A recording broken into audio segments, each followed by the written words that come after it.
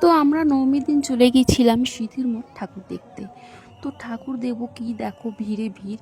আর এই ভিড় ঠেলতে প্রায় মোটামুটি আধা ঘন্টার উপর চলে গিয়েছিল ভেতরে ঢুকতে। তো মাকে দর্শন করে খুবই ভালো লাগলো। তার মায়ের মূর্তির পেছন দিতে দেখো কত লোকজন বেরিয়ে যাচ্ছে। আর পাশেই দেখো মায়ের পাশে এই তারা মায়ের মূর্তিটাও করেছিল, তো দেখতে খুবই ভালো লাগলো। তো আমরা এই বাইরে বেরোনোর রাস্তাটা বেরিয়ে যাচ্ছি।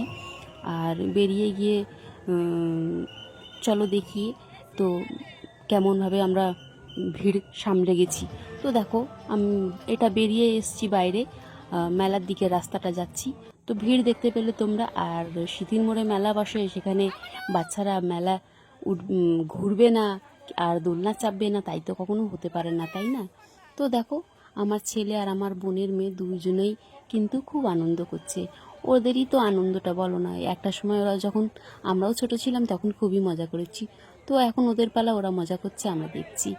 তো আমরা কি সত্যি দেখছিলাম? মোটেও না, আমরাও কিন্তু দোলনা চেপেছি। আর সেই দোলনা চাপা ভিডিওটা অন্য একদিন শেয়ার করব। ধন্যবাদ।